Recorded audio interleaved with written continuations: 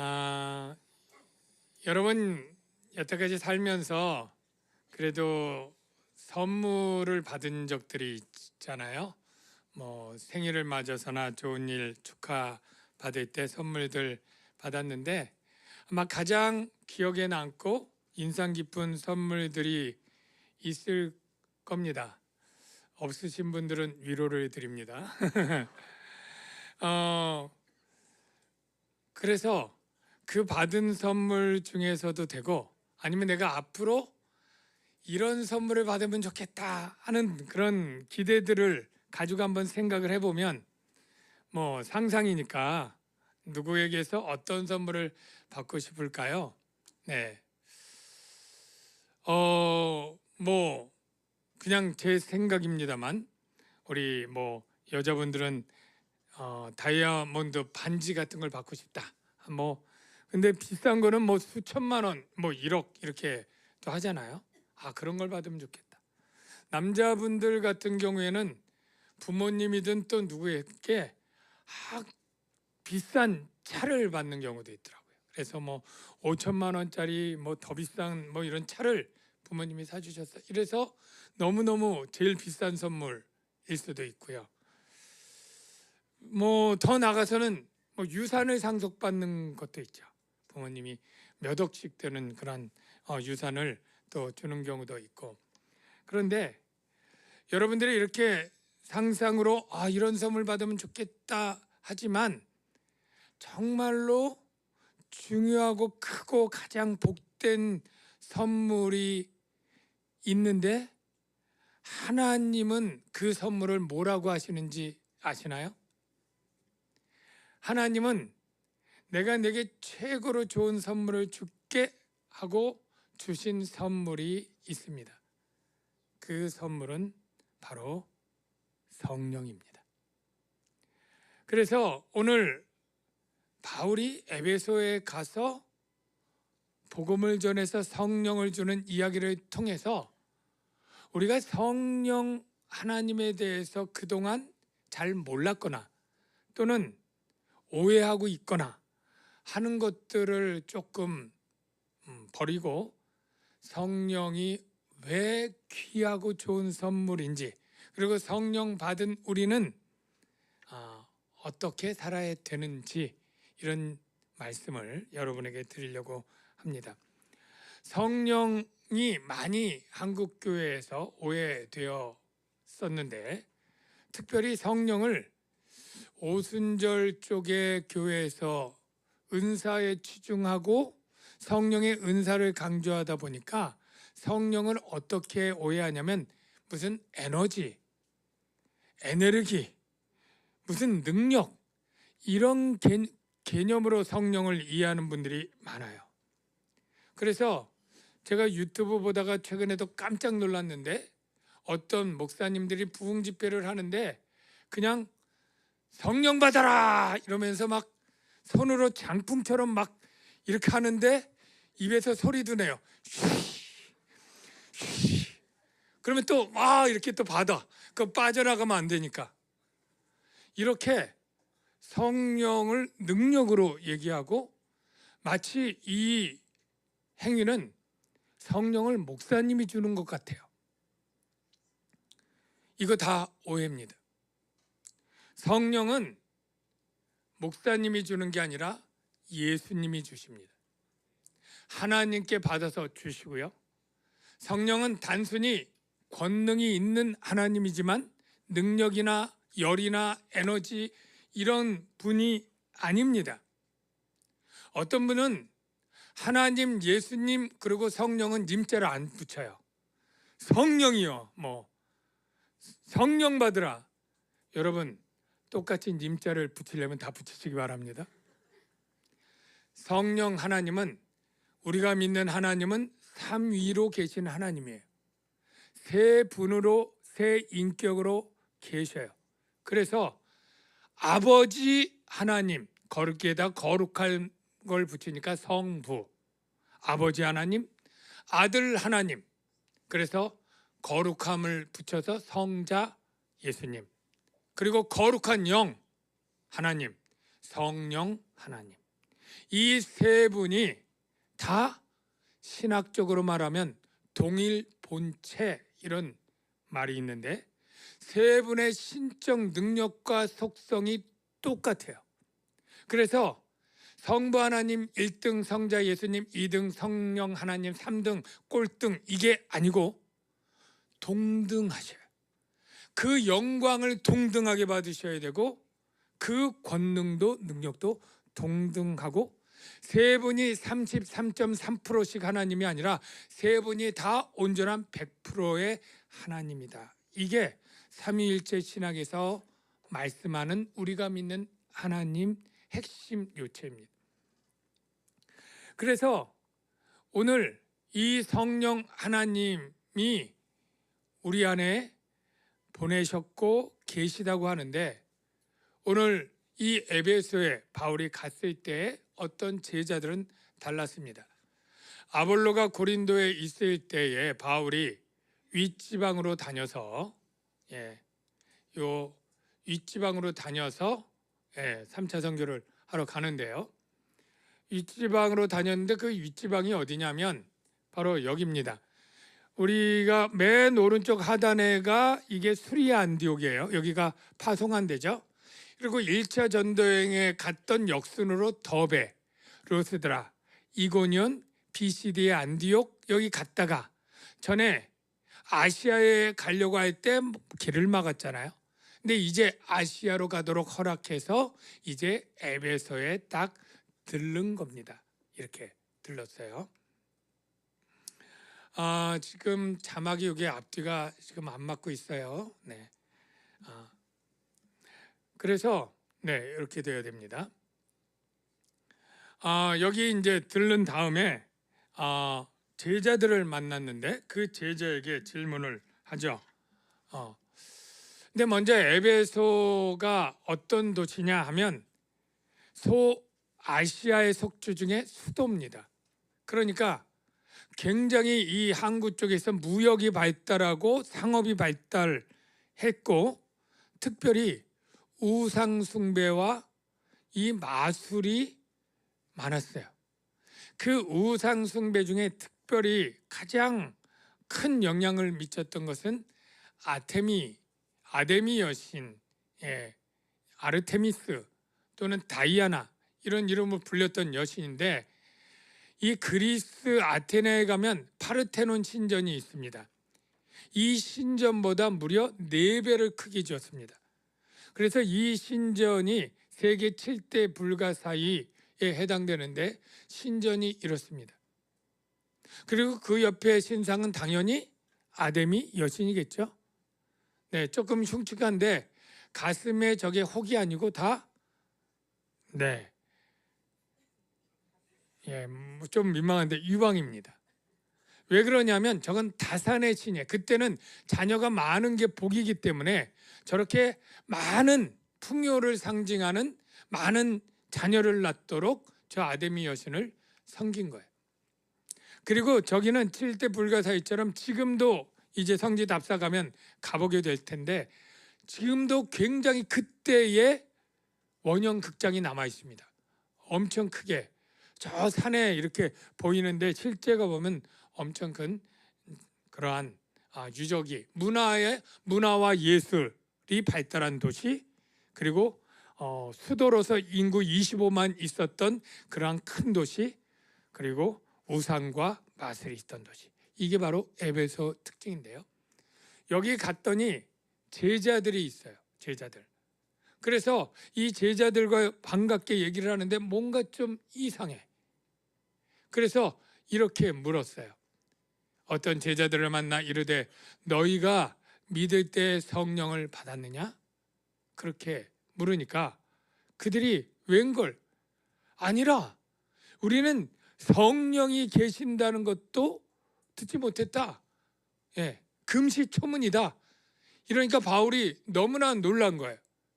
아니 그러면 도대체 너희는 무슨 세례를 받았다는 거냐? 그랬더니 요한의 세례다. 이렇게 대답을 주고받았어요. 그래서 바울이 이제 그들에게 본격적으로 질문을 하는데, 설명을 하는데 이렇게 말하죠.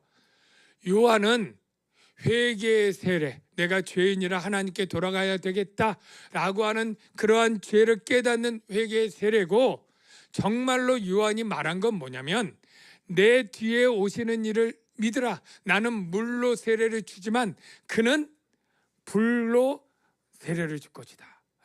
이렇게 얘기를 한 그 분이 누구냐면 바로 예수다. 예수. 그러니까 이들은 내 뒤에 오시는 이가 누군지도 몰랐어요. 아직 예수를 모른 거예요.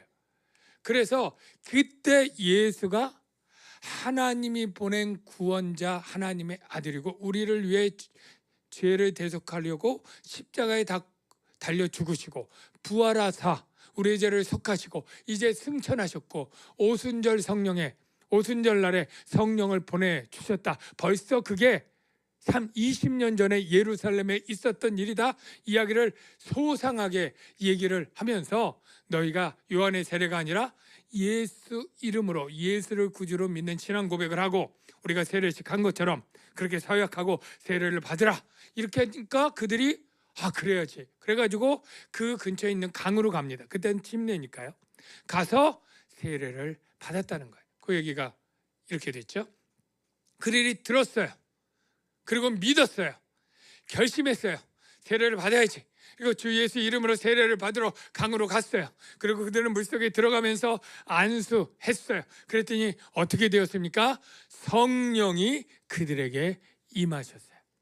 여러분, 이 성령이 임하는 게 우리는 평이하게 그냥 넘어가면 안 되고 막 환호하고 박수를 쳐야 될 대목이고 감동적인 게 그거예요. 성령이 죄인에게 임하는 것이야말로 너무나 큰 기적 중에 기적이에요. 그래서 성령이 임한 것들이 영은 보이지 않기 때문에 그 영이 임한 것을 나타내는 표적으로 그들의 입에서 방언이 막 터지는 거예요. 그리고 예언을 하는 거예요. 하나님의 말씀을 막 말하게 되는데 그 사람이 모두 몇 명이라고요? 12명. 이 12명이 성령을 받고 완전히 뒤집어졌겠죠. 그리고 에베소 교회에 아볼로에 이어서 정말로 헌신적인 전도자들이 되고 사역자가 돼서 에베소 교회가 부흥하는 데 큰 초석이 된 그러한 사람들이 됐어요. 여러분, 똑같이 오늘날에도 질문할 수 있어요. 여러분은 예수를 믿는다고 하신 분들인 걸로 아는데 여러분 다 성령 받으셨습니까? 성령 받으셨습니까? 힘차게 앞부분에서는 아멘인데 저 뒤쪽에서는 대답들을 안 하시고 속으로만 하셨거나 속으로 하긴 했는데 내가 진짜 받았을까? 막 의심을 하면서 말씀하신 분도 조금 있을 것 같아요.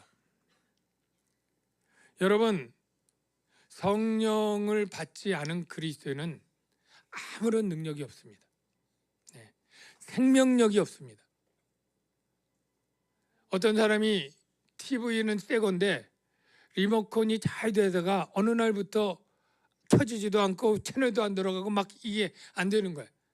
너무 짜증이 나서 리모컨을 새 걸로 샀어요. 그래가지고 또 리모컨을 쓰는데도 여전히 안 돼. 너무나 화가 나서 그냥 그 기사, AS 기사를 불러서 막 소리 지면서 텔레비도 새 거고 리모컨도 새로 샀는데 안 된다고. 근데 그 기사가 딱 보더니 리모컨에 건전지가 없는데요. 얘기를 하더라는 거예요. 여러분, 바로 건전지 없으면 TV가 새 거건 리모컨이 최신 거든 아무 능력이 없는 게 당연하겠죠. 마찬가지입니다.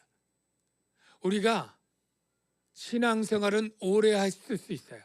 교회 생활은 수십 년 다녔을 수 있어요. 그래서 척하면 척 교회가 이 절기에는 뭐하고 예배는 어떻게 드리고 교회 시스템이 어떻게 돌아가고 성경도 들은 풍월이 많기 때문에 이것저것 신구약 웬만큼은 또 다 알아요. 그러나 그의 삶의 신앙 때문에 그가 평강을 누리거나 기쁨을 누리는 일도 없고 그는 아무런 생명력 없이 그냥 교회만 형식에 젖어서 왔다리 갔다리 그냥 예배당 의자만 1시간씩 앉았다 가는 그러한 일이 있을 수도 있다는 거예요. 성령 받지 않으면 아무런 능력 없이 그냥 무늬만 그리스도인일 수 있는 거예요. 너희가 믿을 때 성령을 받았느냐라고 하는 것, 이 질문이 리모컨에 건전지가 있느냐 이것과도 같은 것이에요. 제가 아까 선물 얘기했지만 사람이 생각하는 선물이 아까 각장 좋은 게 있지만 하나님은 가장 좋은 선물을 뭐라고 하신다고요? 성령. 이렇게 말씀하시죠. 너희가 악할지라도 좋은 것을 자식에게 줄 줄 알거든. 악한 부모라도 자식에게는 좋은 걸 먹이고 좋은 걸 하잖아요. 등록금 그렇게 되려고 그냥 자기는 아껴서 그렇게 자녀 대학 등록금 내잖아요. 그런 아버지가 보통 그런데 하늘아버지, 훨씬 더 선하시고 의로운 하늘아버지가 구하는 자에게 뭘 주지 않겠느냐? 성령. 좋은 것 대신 성령으로 단어가 바뀌었다는 것은 하나님 입장에서 가장 좋은 것은 이것저것이 아니라 성령이다. 이렇게 생각하시고 예수님이 그렇게 말씀을 하신 거예요. 여러분, 예수님은 그래서 자기를 따르고 믿는 제자들에게 성령을 주시겠다고 하는 약속을 했는데 이 약속이 참으로 놀라운 거예요. 주님이 어떻게 약속했습니까? 하나님의 오른손으로 예수를 높이심에 어떻게 약속을 이루었느냐면 부활하시고 승천하신 거죠. 하나님의 오른손으로 예수를 높이심에 올라갔어요.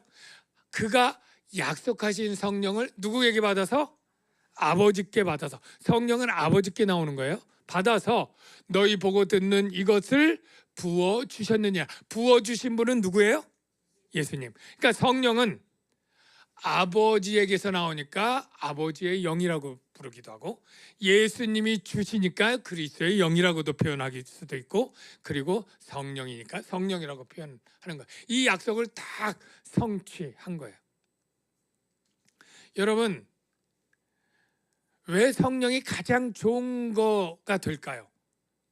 그냥 무조건 좋은 거야 그렇게 그냥 우격다짐으로 우리에게 믿으라는 게 아니고 비유를 하나 들어볼게요.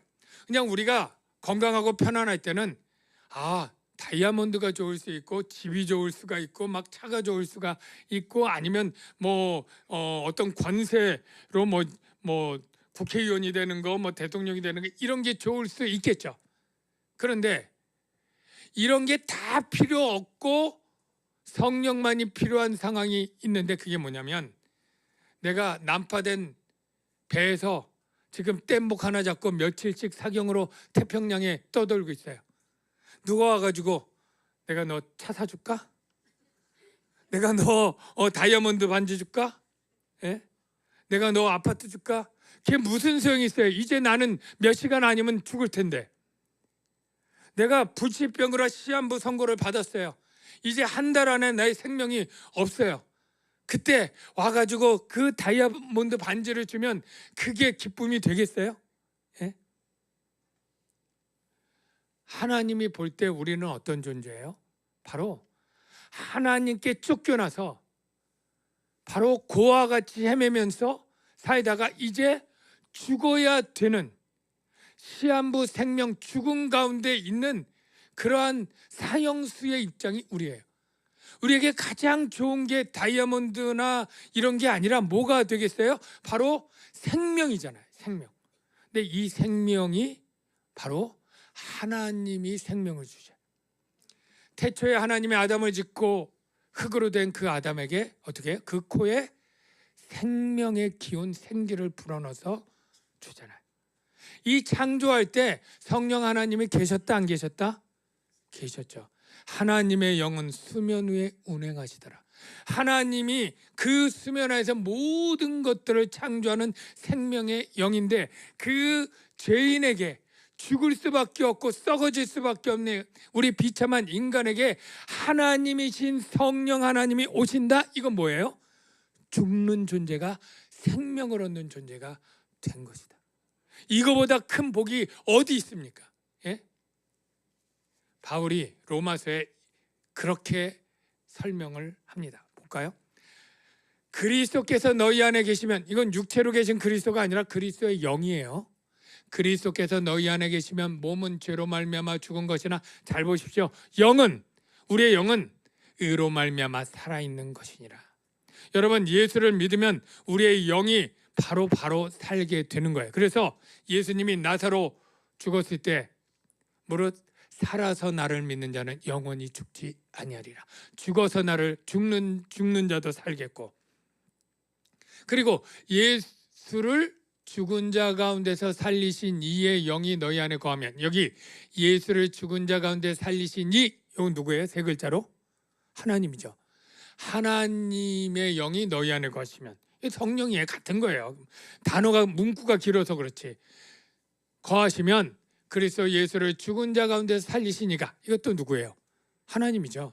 성부 하나님이 너희 안에 거하시는 그의 영으로, 무슨 영? 하나님의 영, 성령이죠. 너희 죽을 몸도 살리시리라. 그러니까 하여간 성령이 우리의 영을 살리고, 우리의 몸은 썩어서 언젠가는 죽어요. 그러나 그 몸을 그냥 죽은 채로 놔두지 않고 어떻게 해요? 죽을 몸도 부활로 예수 그리스도의 썩지 않을 영광의 몸으로 살리시는 분이 누구다? 성령이에요. 성령. 여러분, 성령 받는 게 너무나 귀하고 중요하다는 게 동의하시면 아멘. 이 세상의 어떠한 복보다 가장 크고 귀하고 복된 것이 바로 성령 받는 일이란 것 믿으시는 분, 아멘.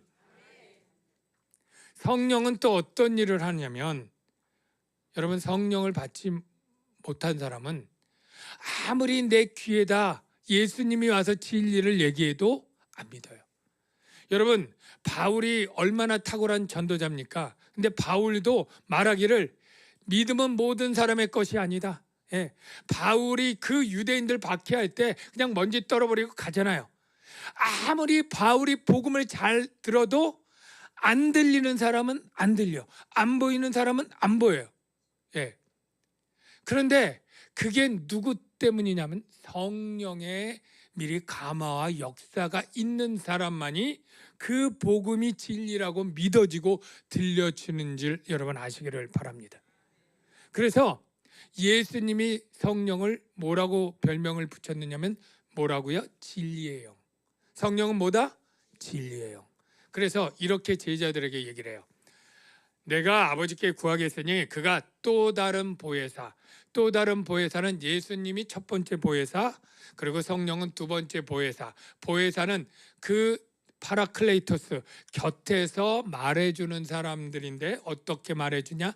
상담도 해주고 변호도 해주고 위로와 격려도 해주고 이렇게 진리를 가르쳐주는 뜻, 이게 파라클레오토스. 이 또 다른 보혜사를 너에게 주사 영원토록 너희와 함께 계시리니 그는 진리의 영이라. 그 진리의 영이 뭐예요? 이 신비한 영적 하나님의 구원에 관한 오묘한 것들은 구약의 성도들은 알 수도 없었어요. 세례 요한도 이 진리를 다 알지 못했어요. 세례 요한도 성령 받았다는 기록이 없잖아요. 그가 예수님 알지만 그게 어떻게 구원을 이루고 성취할지 그거는 아는 것은 일부분이에요. 이사야 선지자, 모세, 엘리야, 구약에 날고 긴다고 하는 대언자들도 하나님의 구원의 경륜을 다 알지 못했어요.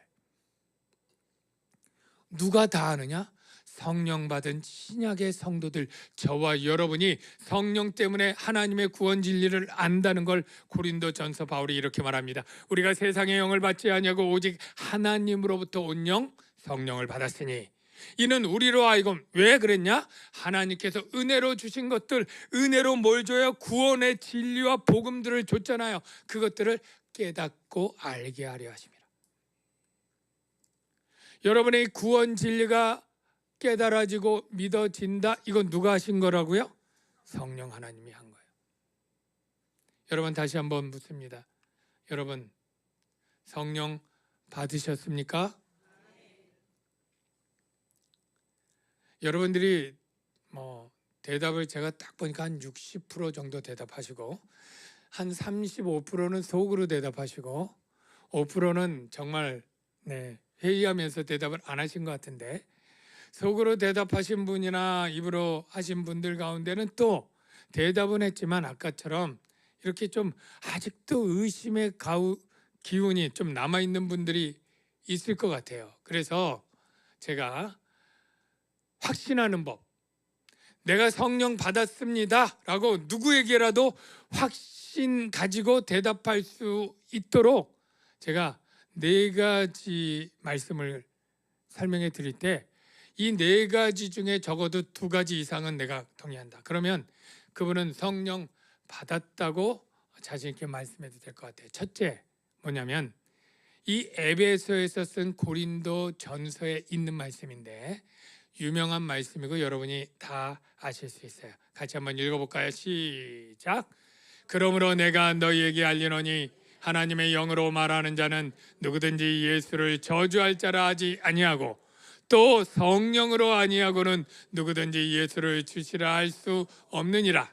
여러분은 예수를 주시라, 즉 주라는 말은요, 그건 조금 풀어야 되는데 바로 하나님이란 뜻과 같아요. 예수가 하나님이라는 게 믿어지시는 분 아멘. 예. 그분이 우리의 죄를 구원하신 구원자라는 게 믿어지시는 분 아멘. 이거 성령으로 아니하고는 할 수 없다. 여러분 이 고백을 진심으로 한다. 그러면 나는 성령이 내 안에서 가르쳐주고 인도해 줬다. 이걸 믿으시고요. 또 어떤 고백이냐면 하나님의 자녀됨을 성령이 증언하십니다. 읽어볼까요? 시작. 무릇 하나님의 영으로 인도함을 받는 사람은 하나님의 아들이라. 성령이 친히 우리의 영과 더불어 같이 우리가 하나님의 자녀인 것을 증언하시나니. 스스로 물어보세요. 나는 하나님의 자녀야. 그렇게 말해놓고 아유 오금절이야. 혹시 이런 분 없죠? 내가 아닌데 거짓말을, 이런 느낌 아니죠? 여러분이 내가 하나님의 자녀야 할 때 마음에 뜨뜻하고 흐뭇하고 정말로 감격이 있고 기쁨이 있고 참 그게 너무 좋다. 이럴 때 이게 바로 내 영 혼자가 아니라 성령이 내 영과 더불어 나를 그렇게 믿게 해준다. 3번째는 사람마다 조금 다르긴데요. 성령 받은 사람이 나타나는 변화 중에 하나가 뭐냐면 꼭 있어야 되는데 사람마다 달라서 좀 문제긴 한데요. 뭐냐면 하나님의 성품을 본받게 돼요. 자녀는 아버지를 닮게 되잖아요. 자기도 모르게. 하나님의 성품이 뭐냐면 이걸 성령의 열매로 표현됩니다.